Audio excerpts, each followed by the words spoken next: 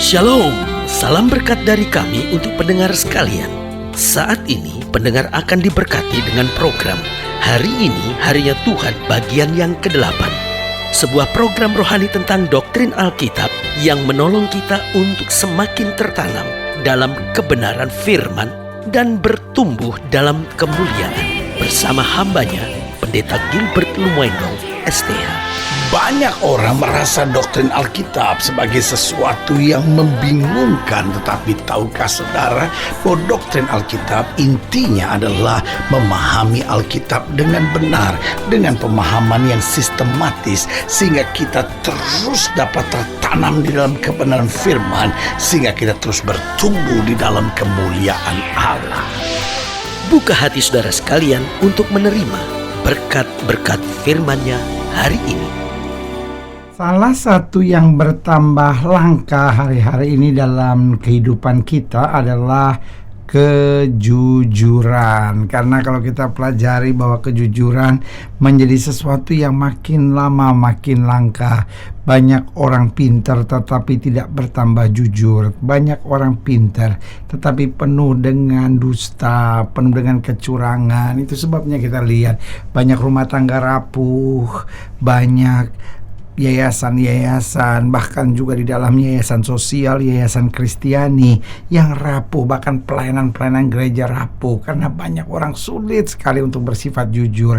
Kita lihat dalam persahabatan rusak, hancur. Kenapa? Karena dunia ini makin penuh dengan orang yang dusta dan curang. Pekerjaan di perkantoran juga sama.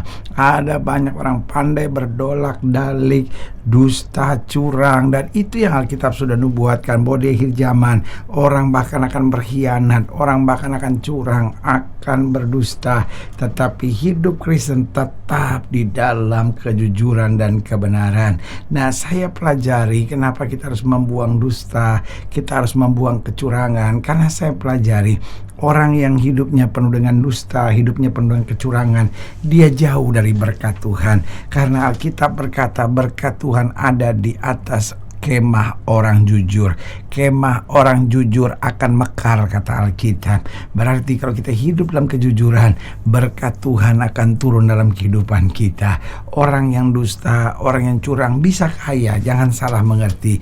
Ada orang yang karena dusta dan curangnya kita juga kaget, aduh kok bisa itu orang sampai sukses, sampai berhasil. Tapi saya cuma mau bilang sama saudara, apapun yang kita dapat dari dusta dan kecurangan tidak akan bisa bertahan. Awalnya kelihatan kaya, tetapi kemudian hancurnya itu memang hancur-hancuran. Karena itu saya berani bilang, orang dusta dan curang bisa kaya, tetapi tetap jauh dari berkat Tuhan. Sementara orang yang hidup dalam kejujuran selalu akan merasakan berkat-berkat Tuhan yang luar biasa. Haleluya. Jadi lihat, orang dusta dan curang yang pertama jauh dari berkat Tuhan. Yang kedua, orang yang hidup dengan dusta dan curang itu mudah jatuh dan ujung-ujungnya kecewa. Kita lihat aja orang curang, orang dusta, wah kelihatannya awalnya cepat naik, tetapi kemudian jatuhnya sakit. Dan itu dia selalu saya bilang, orang yang dusta dan curang ujung-ujungnya pasti penuh dengan kekecewaan. Tetapi orang yang hidup dalam kebenaran dan kejujuran selalu akan diangkat Tuhan naik, selalu penuh dengan sukacita, penuh dengan damai sejahtera surgawi. Karena buah dari kejujuran adalah damai sejahtera. Haleluya. Dan yang ketiga saya pelajari, orang dusta, orang curang ini selalu jadi batu sandungan. Oh, orang dusta, orang curang bisa dalam pelayanan, jangan salah. Ada banyak orang hidupnya curang, hidupnya dusta, tapi aktif melayani Tuhan, ya kan? Tetapi ini yang saya bilang, orang dusta dan curang bisa pakai kalung salib, orang dusta dan curang bisa pegang Alkitab, orang dusta dan curang bahkan bisa terlibat dalam kegiatan-kegiatan pelayanan secara aktif, tetapi tidak pernah akan bisa menjadi berkat, tidak akan bisa menjadi alat kesaksian, tapi justru menjadi batu sandungan. Orang terkejut-kejut, orang terkaget-kaget, gak sangka ya, kok anak Tuhan, tetapi kok aduh saya pikir benar, tetapi kok dusta, tapi kok curang. Akhirnya kita bukan mempermuliakan nama Tuhan, malah kita mempermalukan nama Tuhan. Dan yang keempat saya pelajari, orang dusta, orang curang akan dipermalukan. Karena Alkitab berkata orang benar tidak akan pernah dipermalukan, tapi orang kalau hidupnya dusta, hidupnya curang, pasti akan direndahkan Tuhan, akan dipermalukan Tuhan. Tuhan gak mau kita hidup dalam dusta, Tuhan gak mau kita hidup dalam kecurangan. Karena itu hidup dalam kebenaran, karena kebenaran akan meninggikan derajat kehidupan. Haleluya. Selamat datang dalam program kita hari ini, Harian Tuhan, sebuah program rohani yang kembali mengingatkan kepada kita betapa pentingnya kita menjadikan firman Tuhan sebagai dasar keseharian hidup kita. Karena selama kita menjadikan firman Tuhan sebagai dasar keseharian hidup kita, langkah-langkah ke depan kita penuh dengan kepastian, kemenangan, berkat, mujizat, dan perkara-perkara besar. Haleluya. Dan dalam program ini kita memang sedang membahas tentang orang jujur, ya kan? Orang yang bertambah langka. Kalau sinetron biasanya menggambarkan kejujuran itu sebagai orang-orang yang agak bodoh-bodoh gitu, orang yang IQ-nya kurang, orang yang agak tolol-tolol gitu, orang yang culun-culun, orang yang ditertawakan itu dianggap sebagai orang yang jujur, ya kan?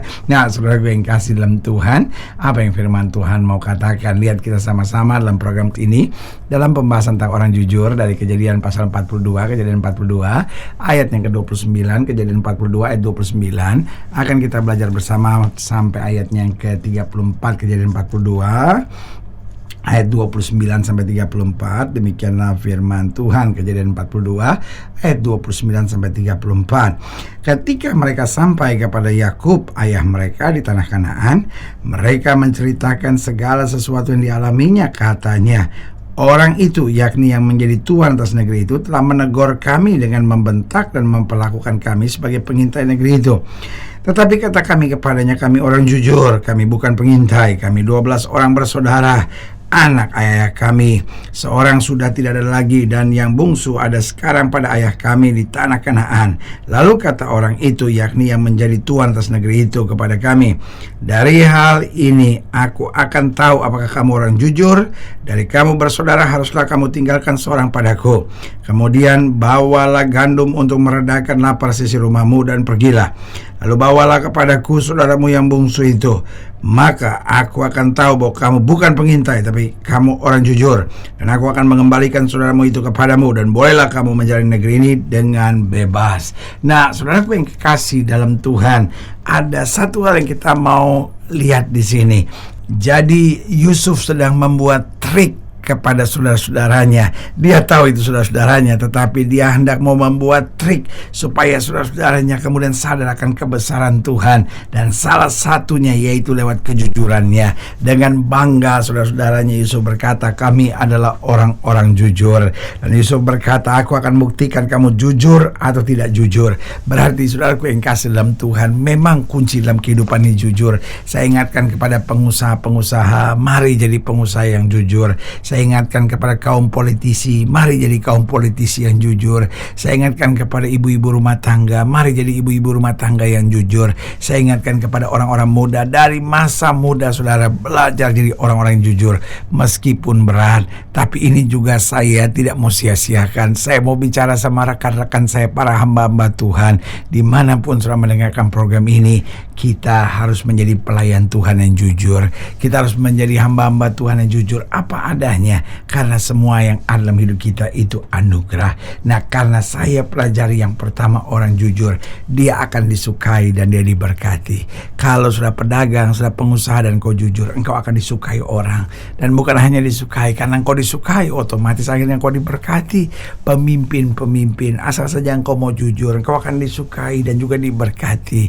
Saudaraku, orang kalau dusta, curang, untuk sementara mungkin dia bisa disukai, tetapi waktu ketahuan belangnya, hancur segala sesuatunya, dia akan dimaki dan dikutuki. Karena itu sebagai hamba Allah, saya mau ingatkan, mari, kita sedang kekurangan politisi-politisi yang jujur. Kita sedang kekurangan pemimpin-pemimpin bangsa yang jujur. Banyak orang ngomongnya kecap nomor 1, banyak orang ngomongnya pintar, tetapi sebetulnya hatinya penuh dengan kebusukan, sehingga perkataannya bukan perkataan yang jujur, perkataannya perkataan rekayasa. Dan sebagai hamba Allah, saya percaya. Ini saatnya gereja Tuhan diingatkan kembali, mari kita jadi orang-orang yang jujur, maka hidup kita akan disukai dan diberkati.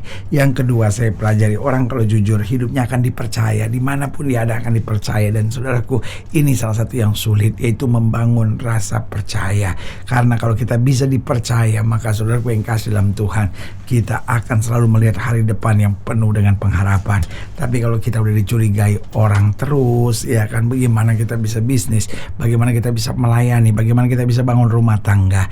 Dan ingat, percaya itu bukan sebuah permohonan. Kita nggak bisa berteriak dan berkata, tolong dong percaya sama saya. Tapi percaya itu kualitas hidup. Bagaimana kualitas hidup kita menjadi orang-orang yang bisa dipercaya. Jadi ingat, orang jujur akan disukai dan diberkati. Yang kedua, orang jujur akan dipercaya. Yang ketiga, orang jujur akan selalu ada kemenangan dan keberhasilan. Oh saudaraku, orang jujur akan selalu melihat kemenangan dan keberhasilan. Bahkan orang jujur akan melihat kemajuan yang berarti dalam hidupnya. Tetapi kalau kita lihat orang curang itu untuk sementara maju, tapi kemudian jatuhnya atau mundurnya lebih sakit lagi. Tetapi orang jujur, dia selalu ada kemajuan, dia selalu ada kemenangan, dan ada keberhasilan yang Tuhan sediakan. Haleluya. Dan akhirnya yang keempat, saya pelajari orang jujur akan menenteramkan dan membawa damai. Orang itu kalau dasarnya curang, dusta, dimanapun pasti suka bikin ribut. Orang kalau di mana-mana selalu bikin ribut. Orang kalau di mana-mana selalu mengadakan roh perpecahan. Saya hanya mau ingatkan buat saudara, pasti orangnya tidak jujur. Pasti senang menjilat sana sini, pasti senang merekayasa cerita sana sini. Tetapi orang kalau dasarnya jujur, roh yang dia bawa adalah roh ketentraman dan roh damai sejahtera. Karena itu sebagai hamba Allah, saya mau ingatkan, mari kita sekalian jadi orang-orang yang jujur. Jangan suka menambah-nambahi, jangan suka memutarbalikkan, jangan suka memanas-manasi. Tetapi mari kita jadi orang-orang pembawa damai, hidup dalam kejujuran. Kualitas kita akan jadi berkat buat banyak orang. Haleluya.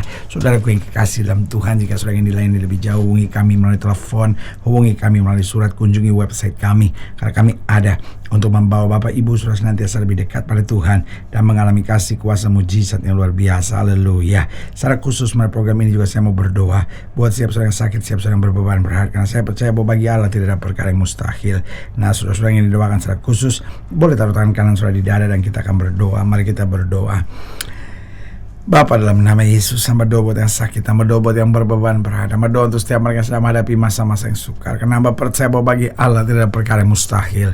Bapa, hamba berdoa di dalam nama Yesus, Tuhan jamah yang sakit, Tuhan sembuhkan, yang lemah Tuhan kuatkan, yang susah Tuhan hiburkan, yang jatuh Tuhan angkat, sehingga hari-hari yang penuh kemenangan boleh berlaku. Secara khusus hamba doa buat mereka yang taruh tangan kanannya di dada, di dalam nama Yesus, Tuhan jamah anugerah kasih karunia berkat kuasa Tuhan yang sempurna terus mengalir dalam kehidupan kami, sehingga kami menjadi orang-orang yang jujur, kami bawa damai, kami menjadi berkat, dan hidup kami boleh dipercaya dan diberkati senantiasa. Di dalam nama Yesus kami berdoa. Haleluya. Amin. Saudara gue yang kasih dalam Tuhan, kita sudah berdoa. Ingat, Allah tidak pernah lalai menepati janjinya. Inilah saatnya buat kita untuk bangkit, bersemangat, bersukacita dalam menghadapi segala perkara. Karena kita tahu Yesus hidup, Yesus berkuasa, dan selalu menyediakan yang terbaik buat anak-anaknya. Doa saya menyertai saudara. Sampai berjumpa pada program berikut. Dan jangan lupa, jadikan hari ini harinya Tuhan. Haleluya.